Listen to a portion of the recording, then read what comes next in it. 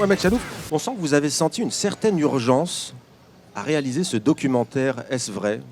Oui, c'est un devoir de mémoire, c'est restituer aux nouvelles générations une histoire de passion, de pionniers après les indépendances qui ont voulu changer le destin de l'être africain et arabe.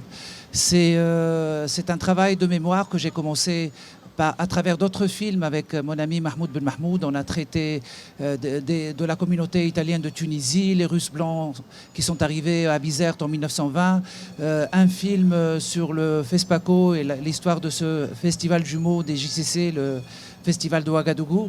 Et ce film que j'ai commencé il y a longtemps s'est imposé parce que Tahar Shria, pour moi, c'est un père spirituel. C'est le père spirituel de tous les cinéastes et les gens qui s'occupent de cinéma, non seulement en Tunisie, dans toute l'Afrique, le monde arabe. C'est laisser une trace de l'histoire de cet homme passionné. Et ce qu'on découvre dans votre documentaire, c'est que c'était un véritable combat, une véritable lutte à l'époque d'œuvrer pour le cinéma tunisien, le cinéma panarabe, le cinéma panafricain.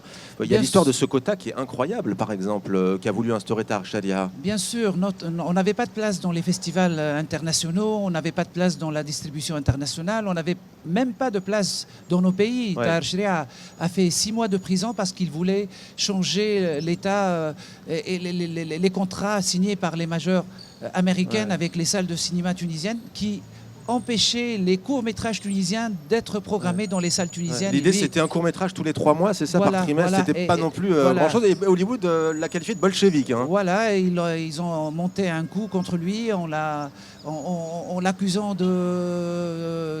d'être un subversif. Et Bourguiba l'a mis en prison pour 6 mois parce qu'il voulait trouver une place dans les salles de cinéma qui était normale pour les Tunisiens après l'indépendance. Il disait, on est en 62, on est indépendant depuis 56, mais culturellement, on n'est pas indépendant parce que nos films n'ont même pas de place dans nos salles de cinéma. Et c'est pour ça que ce militant du mouvement des ciné-clubs en Tunisie s'est trouvé en prison. C'est aussi l'histoire de son amitié avec les pionniers du cinéma en Afrique. Il y a notamment Samben Ousmane, il y a aussi Taoufik Saleh, Timiti Bassori, Mustapha Alassane.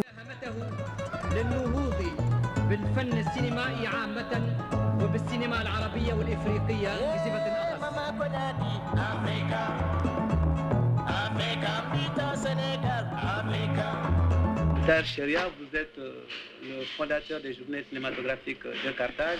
Est-ce que vous pouvez nous dire les difficultés que vous avez rencontrées au début de la création de ces journées cinématographiques de Carthage? La première peut-être était qu'ils n'étaient pas nombreux ceux qui croyaient que ça avait un sens. Je vous dirais que la Tunisie, par exemple, en 1966, quand on a organisé les premières JCC, n'avait encore réalisé aucun long-métrage, ça n'existait pas. Il y avait juste quelques courts-métrages d'information, c'est tout. Et en Afrique noire, par exemple, à cette époque, il n'y avait qu'un seul long-métrage de qualité, c'est La Noire 2. C'était pratiquement, à part le cinéma égyptien, donc il n'y avait pas grand-chose en Afrique. Prétendre faire un festival international du cinéma africain, à cette époque, c'était une sorte d'utopie. Mais il y a eu des circonstances favorables internes, purement tunisiennes, qui étaient pour les manifestations culturelles, les multiplications.